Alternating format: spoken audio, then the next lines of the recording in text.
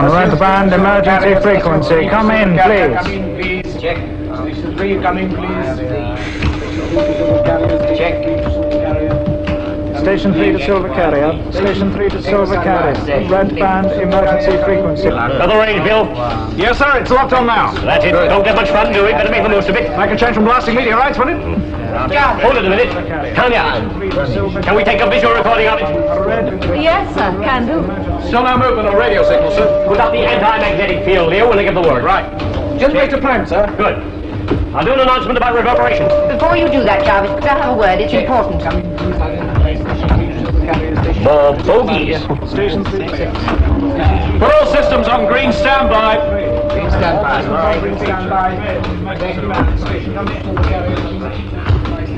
I don't know what you're grinning about. Neither do I. It isn't funny, Leo. The control is like a kid with a new toy. Oh, now, don't tell me you're going to be an old stick in the mud, too. If you're referring to Dr. Corwin, she isn't old and she isn't a stick in the mud. She's perfectly right to be cautious. Oh, come on, Tanya. It's off course about 80 million miles. I mean, there can't possibly be anyone alive on the thing.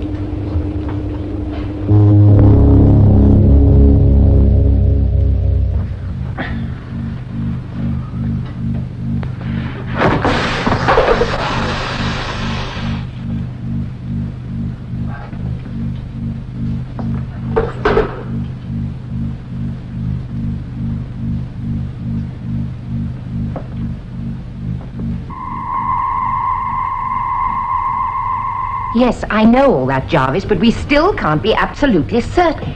Gemma, one thing I beg of you. Don't subject me to psychoanalysis.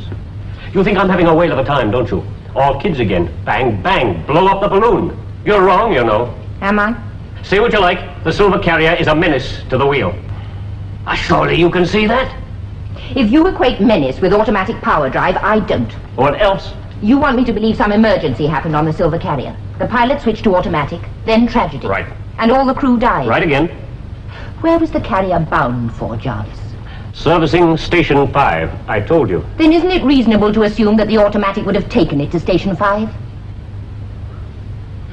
Yes, that's good reading. But you're forgetting about the emergency.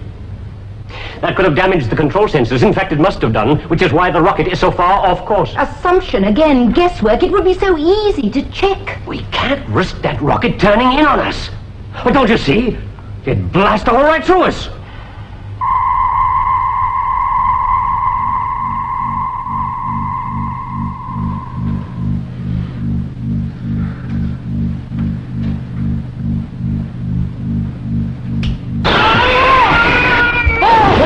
What's the matter? Stop it! Oh, it's fantastic noise through my head like a knife! The approaching gates are all red. Hey, what's causing it? Green system's gone crazy. Tanya, get Dr. Corwin. Check emergency system yellow. Emergency yellow. Negative. Orange. Stratcom internal communication to Algo myself. Bill! Will you lie down there? Yeah, you don't want to know that again. Hey! Listen!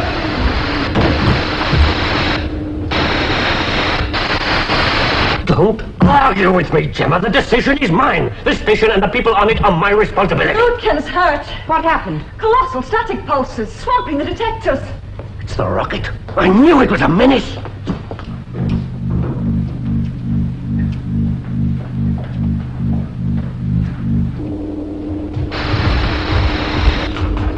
All right, Tanya, get back to the complex. See if you can pin the static down. Balance, get Harry here. Well? Bad. Can we move him? Yes. Right, you two, take him to the medical bay. Gently with him now.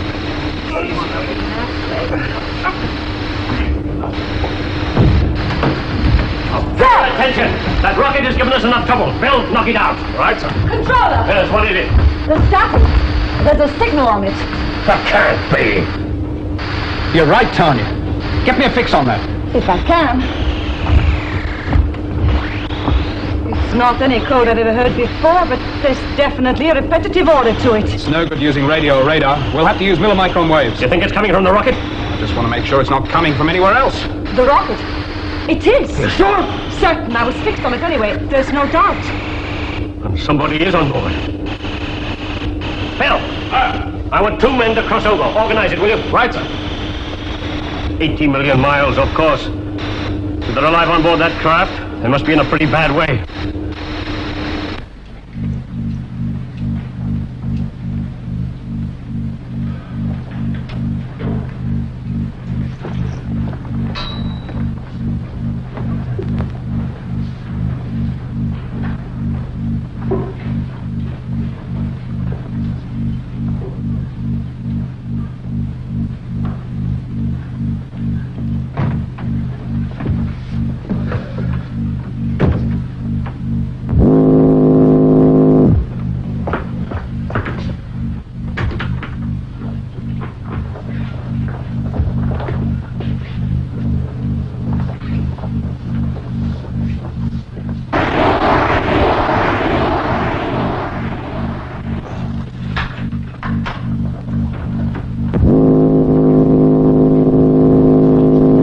Somebody injured in here.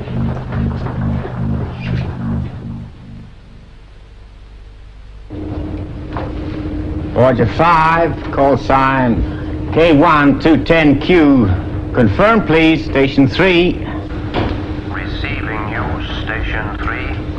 Hello? Hello?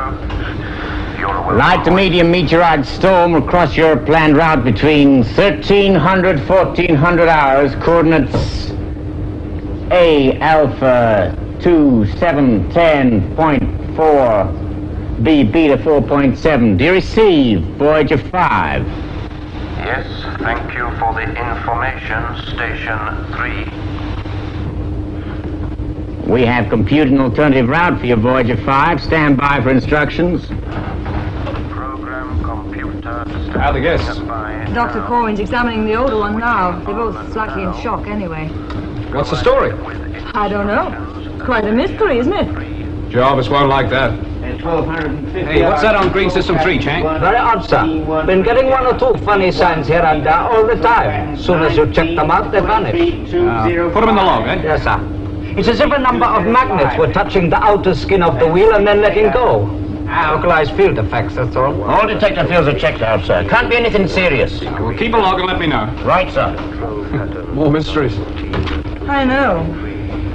205 down. All systems now standing. Something else worrying you, Tony? Well, what about those sudden drops in air pressure levels? They were small enough and they sort of adjusted themselves, but I didn't like it. Well, how small? Only a few millimeters, 1 degree, sometimes 1.5. Some fault in the air supply unit. Or the pumps. In so many different parts of the wheel. Oh, did you tell Jarvis? Oh, of course, he bit my head off. And have you told Gemma Corwin yet? No, she was busy with the new arrivals. I didn't like to disturb her. No, well, if I were you, Tanya, I'd start a check on the whole air supply unit. That's what I thought. Leo, Hmm? none of these things. Your system showing temporary faults, the air pressure levels. Well, they all started with the rocket, didn't they? What, you think there are little green men on board, do you? Well, the 2 they brought back weren't exactly normal, were they? Well, I'll tell you what, eh? If you get scared, I'll let you hold my hand, okay? I'm serious. So am I.